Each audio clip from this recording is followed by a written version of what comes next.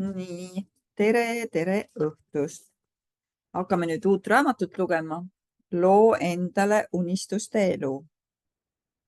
Õnnelikumaks muutumise kunst ja teadus.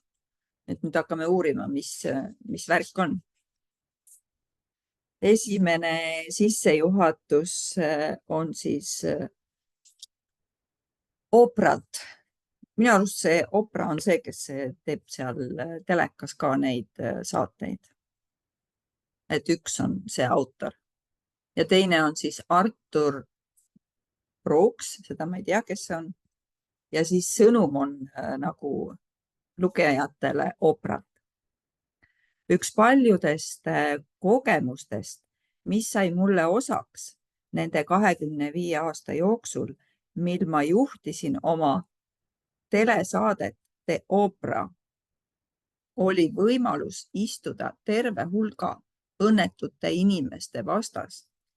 Ja neid õnnetuid oli absoluutselt igat sorti. Minu saatekülaliste hulka kuulusid inimesed, keda oli tabanud mingi tragöödia, suur reetmine või sügav pettumus. Vihased inimesed ja teiste vastu vimma pidavad inimesed. Inimesed, kes olid täis kahetsusi, süütunnet, häbi ja hirmu. Veel inimesed, kes tegid kõik endast oleneva selleks, et oma õnnetut olemist summutada, aga ärkasid sellegipoolest igal päeval õnnetuna. Olin tunnistajaks ka ülevoolavale õnnele. Minu saatesse tulid inimesed, kes olid leidnud armastuse ja sõpruse. Tulid need, kes kasutasid oma andeid ja võimeid selleks, et teha head. Tulid inimesed, kelle isetus ja lahkus oli toonud neile suurt rõõmu, sealhulgas mees, kes oli annetanud oma neeru ühele võõrale, kellega alles hiljuti oli tutvunud. Vaimse mõtlemisega inimesed, kes olid oma elule leidnud rikkalikuma tähenduse. Inimesed, kes olid saanud teise võimaluse. Mis puutus publikusse, siis tekitasid õnnetud külalised neis sageli empaatiat. Õnnelikud külalised aga imetlust ja võib-olla ka pisut kadedust. Ja oli ka kolmandat liiki külalisi, kelle kohta publik ei osanud esiti midagi arvata, aga kes neid siiski siiralt innustasid. Inimesed, kellel oli küll põhjust tõeliselt õnnetu olla, aga kes seda polnud. Igavesed optimistid, kes tegid sidrunitest limonaadi, leidsid igast kannatusest midagi head, nägid iga asja helgemat poolt ja kelle jaoks veeklaas oli alati pigem pooltäis kui pooltühi. Mina samastasin neid Mati Stepanekiga. Mäti oli nimelt poiss, kes kannatas raskekujulise ja ravimatu lihasdüstroofia all, mis kandis nime düsautonoomne mitokondriaalne müopaatia, aga sellegipoolest suutis ta igasse olukorda suhtuda suure rahuga ning pärast iga tormi möödumist kohe õue mängima kippus. Ta kirjutas kauneid luuletusi, oli oma ea kohta väga tark ning ühtlasi oli ta mu esimene külaline, kellega ma ka pärast saadet edasi sõbraks jäin. Kutsusin teda oma inglipoisiks. Kuidas võis küll üks ravimatu haigusega poiss olla nii õnnelik, nagu Mäti seda oli? Sama küsimus tekkis ka ühe ema kohta, kes oli täis rahu ja sihikindlust ja siirast rõõmu, kuigi teda ootas peatselt surm ning kes lindistas oma 6-aastasele tütrele sadu sõnumeid selle kohta, kuidas oma elu elada. Või üks naine Zimbabwest, kes pandi mehele 11-aastaselt, keda peksti iga päev, aga kes ei alistunud meeleheitele ja jäi lootusrikkaks, seadis endale salajased eesmärgid ning lõpuks saavutas need sealhulgas saades ülikoolis doktorikraadi. Uskumatu. Kuidas need inimesed suutsid end hommikuti üldse voodist välja ajada, rääkimata sellest, et nad niivõrd õnnelikult särasid. Kuidas nad seda küll tegid? Kas nad sündisid sellistena? Kas mängus oli mingi salajane arengutee, mida ülejäänud maailmale tasuks ka teada? Sest uskuge mind, kui selline asi olekski olemas, siis tahaks kogu maailm kindlasti selle kohta teada. Nende 25 aasta jooksul, mil oma saadet juhtisin, oli peaaegu iga publiku ühiseks tunnuseks see, et nad kõik soovisid õnnelikuks saada. Ja nagu ma varemgi olen öelnud, rääkisin ma pärast iga saate salvestamist publiku liikmetega sellest, mida nad elult enam soovisid. Nemad kostsid vastu, et unistasid saada õnnelikuks, lihtsalt õnnelikuks. Soovisid lihtsalt õnne. Aga nagu ma ka varem olen öelnud, kui küsisin publikult, mida õnn nende jaoks tähendab, hakkasid nad järsku suud maigutama, laiutasid käsi ja ütlesid lõpuks mõned kilod alla võtta või arvete maksmise piisavalt raha leida või mu lapsed, tahan ainult seda, et mu lapsed oleksid õnnelikud. Seega olid neil küll olemas eesmärgid või soovid, aga nad ei osanud sõnadesse panna seda, mida õnn nende jaoks tähendas. Tõeliselt sisukaid vastuseid kuulsin ma harva. Käesolevas raamatus on aga vastus olemas, sest Artur Brooks on seda vastust uurinud ja omal nahal kogenud. Esmalt puutusin ma Arturi kirjutistega kokku siis, kui juhtusin lugema tema veergu pealkirjas, kuidas luua endale elu. Hakkasin seda veergu pandeemia ajal igal nädalal lugema ning see muutus juba peatselt minu lemmikuks, sest Artur rääkis täpselt sellest, mis mind on alati enim huvitanud, kuidas elada elu kindla sihi ja tähendusega. Siis lugesin ma tema raamatut From Strange to Strange, mis kirjeldab esmakordselt hästi seda, kuidas vanemaks saades õnnelikumaks muutuda. Olin selle mehega ilmselgelt ühel lainel.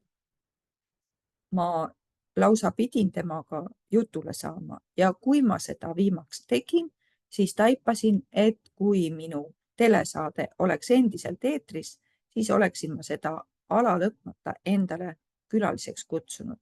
Tal oleks olnud panustada midagi asjakohast ja põhjapanevat peaaegu iga arutletud teema puhul. Õnne tähendust puudutavates küsimustes õhkub Arturist teatud enesekindlust ja vankumatust, mis on üheaegselt nii rahustav kui ka ergutav. Ta suudab rääkida väga üldiselt ja samas väga konkreetselt samadest asjadest, millest mina olen aastaid rääkinud, kuidas muutuda enda parimaks versiooniks ja kuidas saada paremaks inimeseks. Niisiis teadsin ma kohe, et mingil moel teen ma tulevikus temaga kindlasti koostööd ja käesolev raamat ongi selle koostöö vili. Nüüd tuleb sõnum Arturilt. Sa oled vist loomuomaselt väga õnnelik inimene. Ma kuulen seda alla lõpmata ja see on ka igati loogiline järeldus. Ma õpetan Harvardi ülikoolis kursust õnnelikkuse teemal. Ma kirjutan ajakirjas regulaarset veergu õnnelikkuse teemal. Ma pean üle kogu maailma kõnesid õnnelikkuse alase teaduse kohta, nii et inimesed mõistagi eeldavad, et mul on õnnelikkuse peale mingi loomuomane anne. Nii nagu elukutseline korvpallur on loomuomaselt sportlik. Küll mul ikka veab, eks ju, aga õnn ei ole nagu korvpall. Mul pole mingit kaasasündinud eelist õnnealal asjatundjaks saamisel, seepärast, et mind on õnnistatud loomupärase rõõmsa meelsusega. Vastupidi, loomuomaselt õnnelikud inimesed ei õpi peaaegu kunagi õnnelikkust, sest nende jaoks pole tegemist asjaga, mida peaks eraldi õppima või sellele peaks üldse mõtlemagi. See oleks sama hea, kui õppida õhku. Tegelikult on asi nii, et ma kirjutan, kõnelen ja õpetan õnnelikkuse teemal täpselt seetõttu, et mul on loomuomaselt raske õnne tunda ning ma tahan seda rohkem kogeda. Minu tavaline heaoluseisund, see tase, mis oleks mul siis, kui ma iga päev selle kallal ei töötaks ega vaeva näeks, on keskmise inimese omast palju madalam. Mitte seetõttu, et ma olen läbi elanud mõne suure trauma või kannatuse. Ma ei taha, et keegi mind haletseks. See on mul lihtsalt veres. Mu vanaisa oli pidevalt morn. Mu isa oli hädas ärevusega ning omaette olles olen minagi morn ja ärevil. Eks küsi minu naiselt, Esterilt, kellega olen abielus olnud 32 aastat. Niisiis, pole minu töö sotsiaalteadlasena pelgalt uurimustöö, ma uurin iseennast. Kui sa loed seda raamatut põhjusel, et sa pole nii õnnelik, nagu tahaksid olla, kas siis seetõttu, et kannatad mingi konkreetse vaevuse käes või siis on sul küll paberil hea elu, aga oled pidevalt probleemide küüsis, siis mõistan ma sind hästi. Me oleme hingesugulased. Kui ma hakkasin 25 aastat tagasi doktorandina uurima õnne, siis ei teadnud ma, kas neist akadeemilistest teadmistest on mingit kasu. Kartsin, et õnn on midagi sellist, mida pole võimalik tähendusrikkal viisil mõjutada. Mõtlesin, et äkki on see nagu astronoomia. Sa võid küll tähtede kohta palju õppida, aga sa ei saa tähti kuidagi mõjutada. Ja tõtt öelda, ei aidanudki minu teadmised mind pikka aega, kuigi palju. Ma teadsin küll paljusid asju, aga ei midagi sellist, millest olnuks praktilist kasu. Lihtsalt tähelepanekuid selle kohta, millised inimesed on kõige õnnelikumad ja millised kõige õnnetumad. 10 aastat tagasi ühe iseäranis musta ja sünge perioodi jooksul esitas Ester mulle küsimuse, mis muutis minu mõtlemist täielikult. Miks mitte kasutada kõiki neid uurimustööde tulemusi selleks, et uurida, kas sul on võimalik oma harjumusi muuta? Ütlematagi selge, eks ju? Miskipärast polnud see mõte mulle varem koitnud, aga olin nõus proovima. Hakkasin veetma rohkem aega omaenda heaolu taseme jälgimisele, et leida mingeid korduvaid mustreid. Ma uurisin oma kannatuste olemust ja neist tulenevalt võimalikku kasu. Korraldasin andmete põhjal mitmeid eksperimente, katsetades selliseid asju nagu tänulikkuse nimekirja koostamine, palvetamine ning oma sisemisele tungile vastupidiselt käitumine. Kui ma olin kurb või vihane, mida juhtub väga tihti, siis ja tulemused olid näha. Tegelikult toimis see nii hästi, et hakkasin vabast ajast, kui ma parajasti ei juhtinud oma suurt mittetulundusorganisatsiooni, kirjutama õnnelikkuse ja selle reaalsete rakendamisvõimaluste kohta ühes ajalehes The New York Times, et oma ideid teistele jagada. Inimesed võtsid minuga ühendust ja ütlesid, et õnneteadus praktiliste soovitustena oli neilegi abiks olnud ja mina avastasin, et sellisel viisil ideede õppimine kinnistas minu teadmisi veelgi ja muutis mu õnnelikumaks. Mõistagi tahtsin ma enamat. Niisiis vahetasin ma karjääri. Ma lõpetasin 55-aastaselt tegevjuhina töötamise ning mul oli kavas õnneteaduse teemal kirjutada, kõneleda ja seda teistele õpetada. Alustuseks panin ma enda jaoks kirja lihtsa eesmärgi avalduse. Ma pühendan oma töö inimeste tuju tõstmisele ning nende kokku toomisele armastuse ja õnne rüppes, kasutades selleks teadust ja ideid. Ma võtsin vastu professori koha Haraldi ülikoolis ning lõin kursuse õnneteaduse teemal, mis muutus väga ruttu populaarseks. Siis hakkasin ma kirjutama regulaarselt selle teemalist veergu ajalehes The Atlantic ning sain endale nõnda lugejaskonna, mis küündis nädalas sadade tuhandeteni. Ma käsitlesin igal nädalal mõnda uut õnnega seonduvat teemat, kasutades oma tausta teadlasena, et lugeda läbi mitmeid kvantitatiivseid uuringuid psühholoogia, neuroteaduse, majanduse ja filosoofia valdkonnas. Seejärel muutsin ma õpitu reaalseteks eksperimentideks. Kui asi toimis, siis jagasin ma õpitud ka oma tudengitega ning avaldasin uurimustöö laiemale lugejaskonnale. Aastate möödudes märkasin ma oma elu üha rohkem edusamme. Täheldasin, kuidas mu aju negatiivsed emotsioone töötles ning sain selgeks, kuidas nende emotsioonidega toime tulla, ilma et üritaksin neid minema peletada. Hakkasin suhteid nägema südamete ja ajude vahelise koosmänguna, mitte mingi seletamatu müsteeriumina. Hakkasin omaks võtma harjumusi kõige õnnelikumatelt inimestelt, keda andmebaasist leidsin, ning ka neilt, keda päriselt tundsin. Sealhulgas üht väga erilist inimest, keda kohtad raamatu järgmises osas sissejuhatuses. Samal ajal sain ma sõnumeid inimestelt üle kogu maailma, osalt põhivõõrastelt, osalt lausa kuulsustelt, kes said minuga koos selgeks, et neil oli võimalik tõsta oma õnnelikkuse taset, kui nad selle nimel vaeva näevad ja õpitud teadmisi rakendavad. Sellele elumuutusele järgnenud aastatel on minu isiklik heaolu märgatavalt tõusnud. Inimesed panevad tähele, et naeratan sagedamini ning kommenteerivad, et näen ka tööd tehes rõõmsam välja.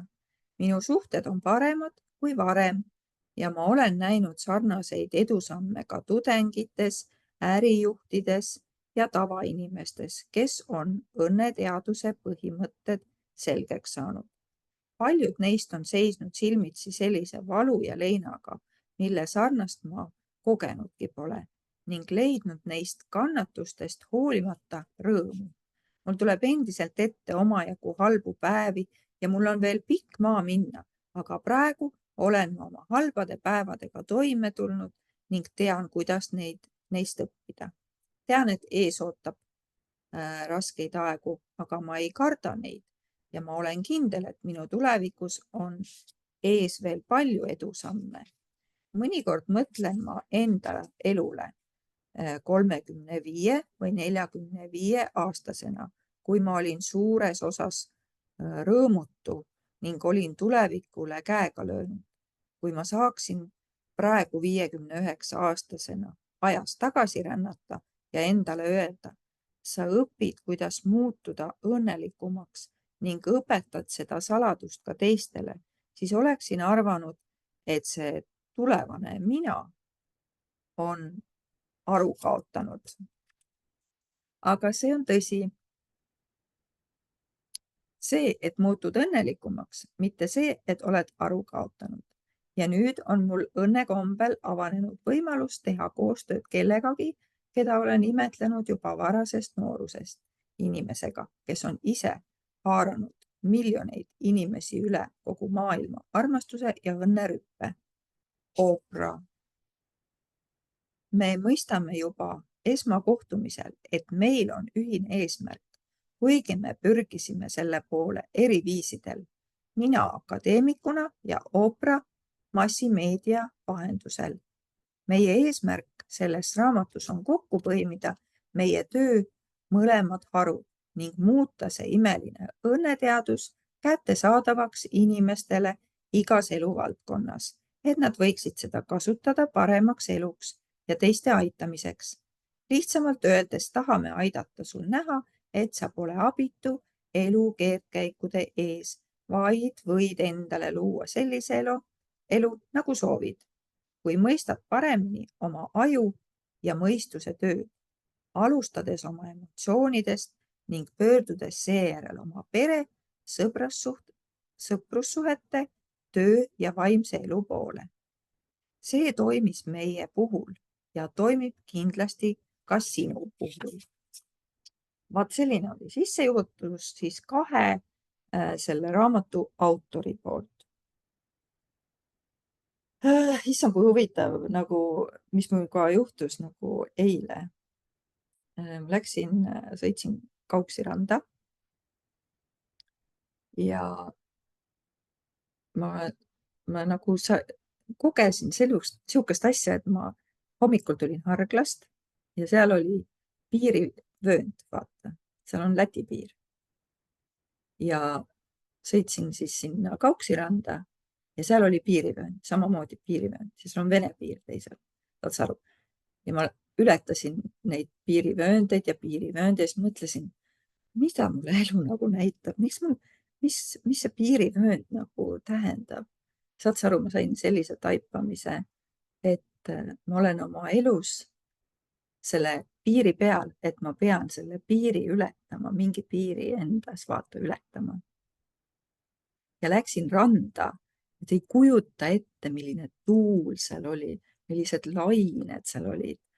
Ja me läksime ujuma ikkagi vaatamata sellele, sest vesi oli nii mõnus, nii puhas ja täitsa sihuke punane, nagu oleks soovesi.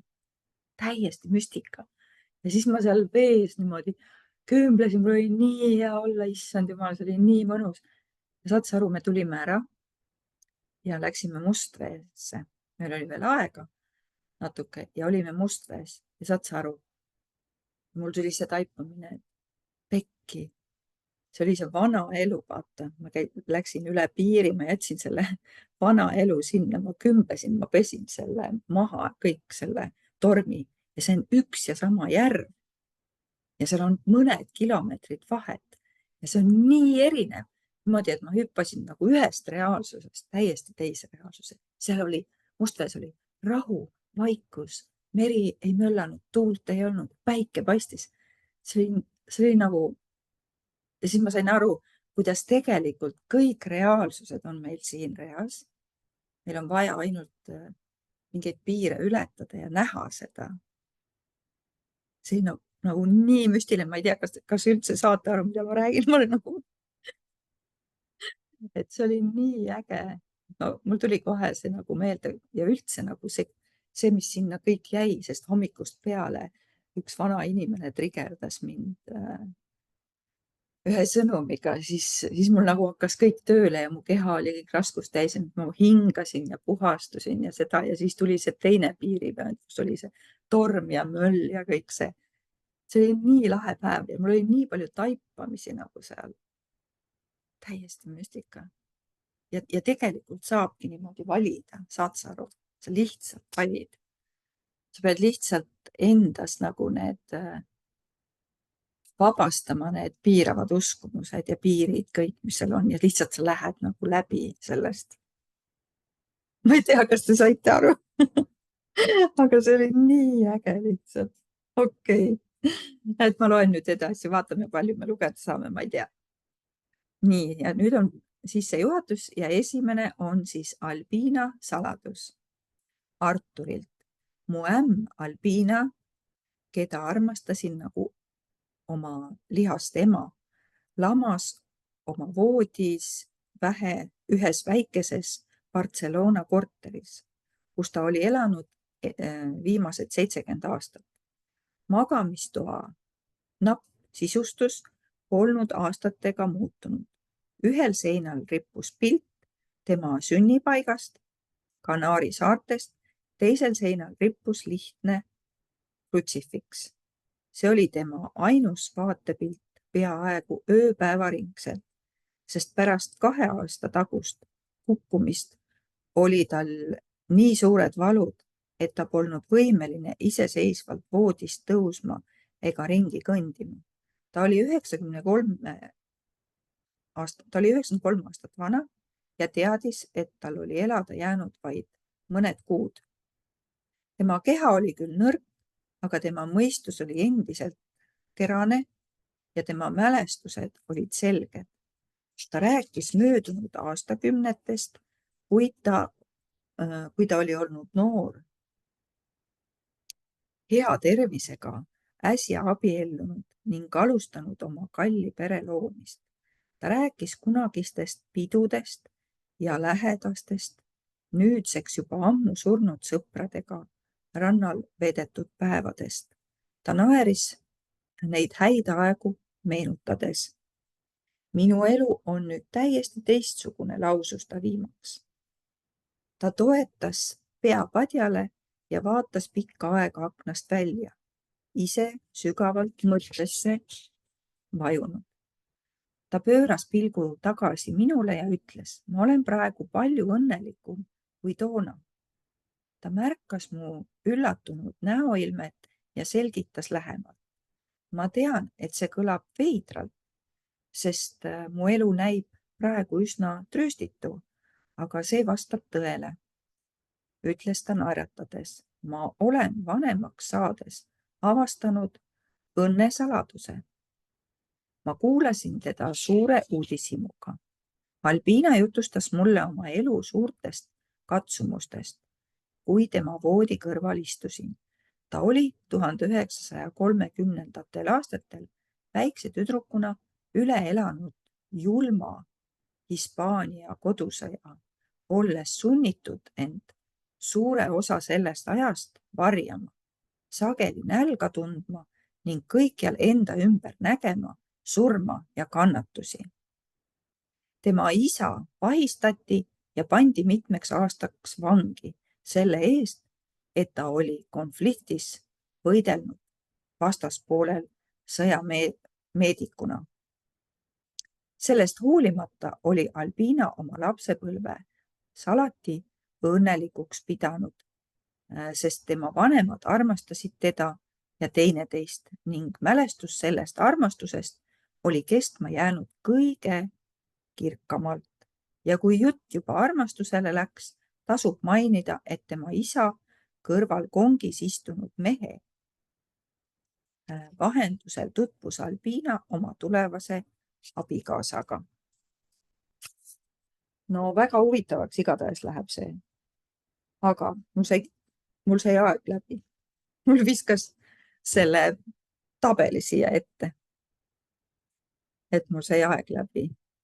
Nii et ma ei teagi, millal ma edasi loen, äkki järgmisel teisipäeval, sest mul tuleb nüüd Riina Odenenko laager. Ma lähen neljapäeval tööle ja reede, laupäev, pühapäev olen ma laagris üldsegi. Et ma lähen õpin neid kreeme ja neid tegema, igasuguseid koorimiskreeme ja värke.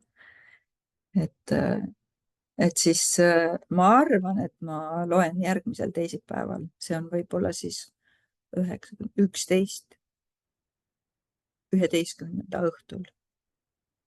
Aga seniks siis ma panen kinniselt. Tšau!